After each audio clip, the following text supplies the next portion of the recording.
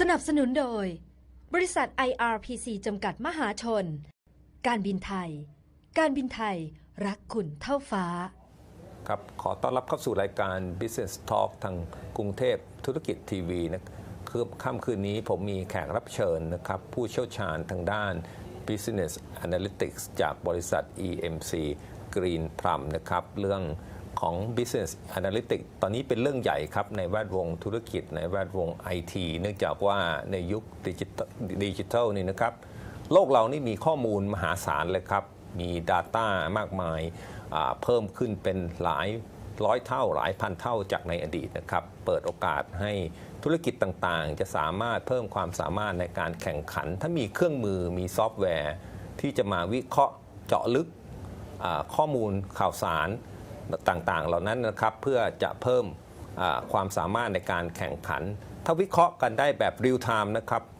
วิเคราะห์กันได้แบบเวลาที่เป็นจริงอย่างนั้นปุ๊บก็จะมีประโยชน์ต่อธุรกิจไม่ว่าเป็นเรื่องของธนาคารการบริการทางการเงินธุรกิจโทรคมนาคมนะครับธุรกิจค้าปลีกหรือแม้แต่เรื่องของมีเดียนะครับสื่อสารมวลชนต่างๆก็จะได้รับประโยชน์จากเรื่องของเทคโนโลยีใหม่วันนี้นะครับก็ Welcome to the program คุณ Steve Illingworth the Chief Technology Officer of the EMC Greenplum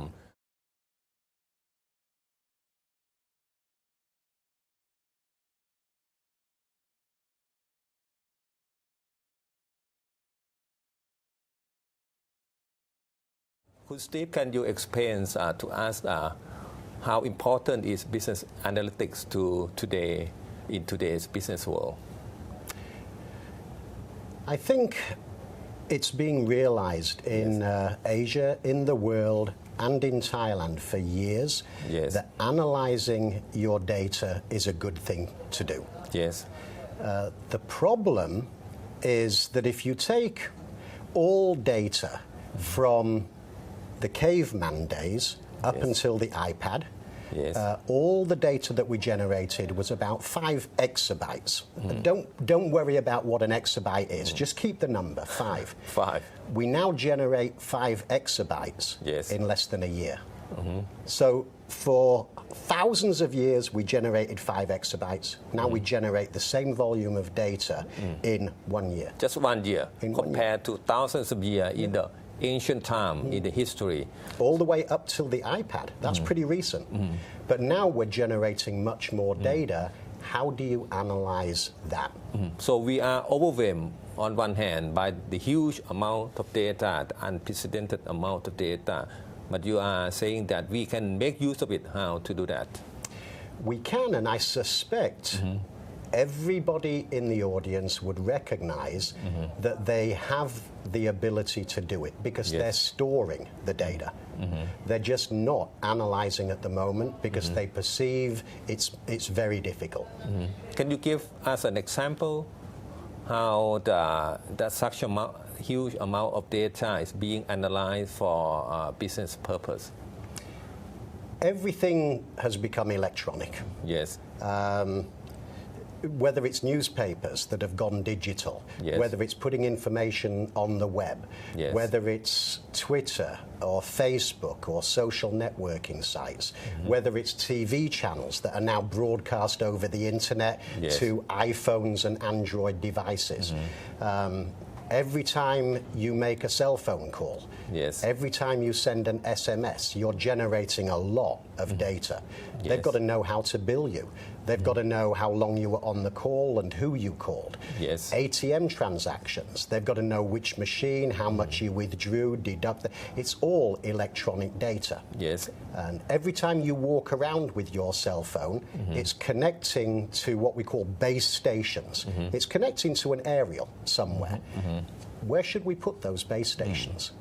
Are we sure anywhere? What's the usage of those base stations? This is all data that's coming at us. And it's changing constantly. New ideas are coming up. In the US at the moment, there's a small company that started up that can actually in your body, put an extremely small device now which can monitor, are you taking your medicines? If you're, for instance, a diabetic, yes. Are you taking your medicines? Are you taking the right quantity? What is your sugar level? Yes. Then it connects to your mobile phone that can send the data to a healthcare provider. More data. Yeah. Right? To the doctors, for example, right? So help you monitor how you manage yourself about this illness, for example. Exactly. You can even buy running shoes now from Nike that have microprocessors embedded in them that measure the distance that you run, the speed that you run at. It connects to a watch that is a mobile device, and you can download the data to your laptop. You can upload it to Nike, and they get the vision of what everybody is doing with their shoes. They could use that for marketing purposes. All new ideas are coming out. Every day I read about new ideas. Yeah. What about examples in the media industry? How huge amount of data are being used? Okay, so let's look at an example there of how data changed business. Yes. Just about everybody in the world has at one time or another seen a movie. Yes. So the movie studios, the most important number to those guys when they're going to release a film is how much money will we make in the US on the first weekend. And the old way of doing it was they would hire 500 call center operators to phone everybody in the US and say, what do you think about the movie? What is it about? Are you going to go see it? Are your friends going to go see it? And if they think they're getting the wrong audience, maybe they say, what do you think the movie's about? And I say, it's a love story. But it's not. It's a war story. Yes. I need to change the marketing. So that was the old way of doing it. And now, not a good measure. Now, very different. Next time you go to the movies, have a look at the trailers. Yes. This is the advertising of the upcoming films, and at the end you will always see they have their own website. Yes. AvengersMovie.com, and they encourage you to go to the website. They analyze Twitter and Facebook feeds for any mention of Avengers the movie, and then they collect all of that data together and use it to change their marketing and also to forecast that first weekend number. They forecast the Avengers movie with 96% accuracy with no call center operators. It was pure technology in real time that allowed them to adapt the marketing. And remember, if it's a hit in the US, it's a hit worldwide. So it's an important number. And if you think of the next aspect, if they can forecast every movie accurately, then the movie studio can go to the distributors and say, I have a huge hit. I want more movies to play. There's more theatres to play my movie. So it's going to change the way that the business works. The distributors now want more accurate forecasting, and they're going to measure the accuracy. They might believe you the first time you get it wrong, but not the second and not the third time. So getting accurate information, doing it cheaper, and using technology should be of interest to any business. So I got a book saying that information is now the new oil. That show how important information is in today's world. You share that opinion?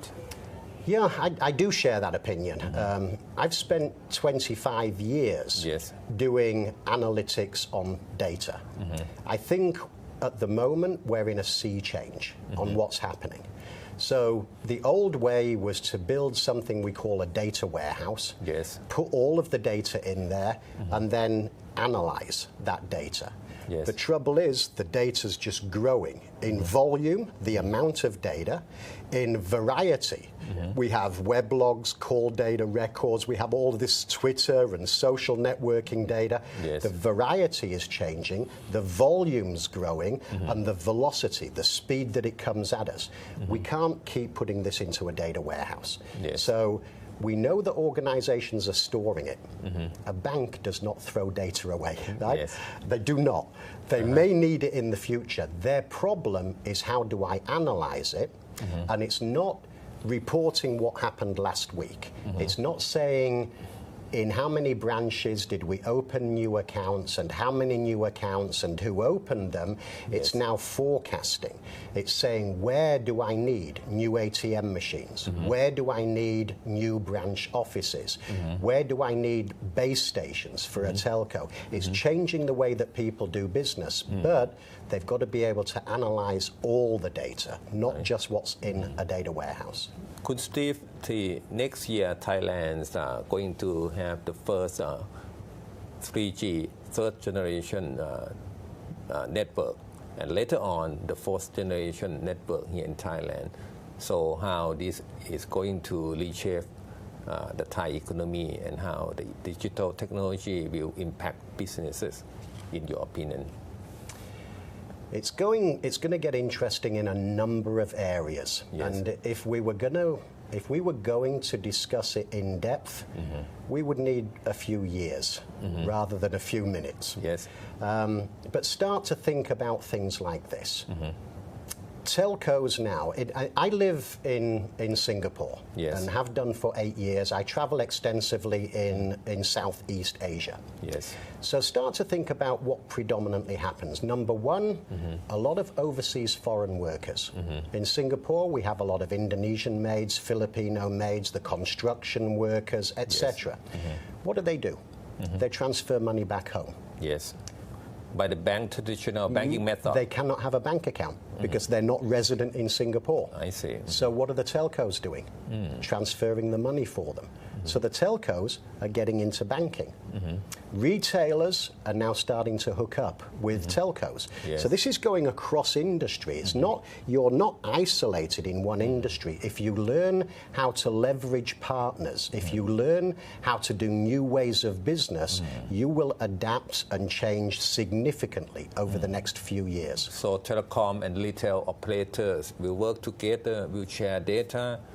What can they do to make use of the huge data you are talking about, for example? That's a good point. So you're saying that 3G, 4G networks are coming. Yes. So the telco operator, your cell phone, while ever it's switched on, is connected. And they know, even without location services. You don't need location services switched on. That is connected right to a base station now. Yes. And if you make a call, that base station will put it onto the network. They know where I am. They know where you are. And they know within a couple of 100 yards where you are. They also know all about you. Yes. Right? So they can get demographic data, not just your name, but your sex, your age. Do you have a mortgage? Do you have a car loan? How many kids you've... So they have a lot of demographic data. So now take a retailer who's selling men's clothes. And I, as the telco, approach the retailer and say, your next marketing campaign, who are you aiming at? And he would say, single males 18 to 25 year old. I have some new jeans coming out. That's my target. Say, okay, I can tell you that I have 1,500 people walking every hour within 100 yards of your store. Do you want to market to those guys directly? And it's your exact target. It's 15 to 25 year old males who are single. I guarantee that. And what we'll do is when they're within 100 yards of the store, we'll give them a 15% discount if they buy in the next half hour. I see. So would you be interested? So you're talking about, in the case of Thailand, will be AIS, DTAC, or TRU, which are the big telcos, and retail may be the Central or the mall group. And nearby we have big Central Bang Na shopping complex, and they use the telco service. So in the case of Thailand, they can work together and do the what you call, what kind of market? Digital marketing? Digital marketing. It's the problem, right? Here's the problem. The problem is the big telcos here could have 15 million customers. Yes. They have to keep track of you in real time. Yes. All 15 million. They don't know who's going to walk very close to a particular retailer in Central Mall. So they have to keep track of you in real time and also be able to send you an SMS. They also have to know, are you the right demographic? Yes. So out of the 15 million customers, there may be only 1 million who are our target. The profiles. The profile. So in real time, as you're moving around, and this is what we mean by volume of data and the velocity, the speed you have to do things. But this is the type of thing that innovative retailers are looking at right now. So we'll take a stop here, take a break here, and we'll come back with more on how the new technology like data analytics and 3G network will work together to boost the competitiveness.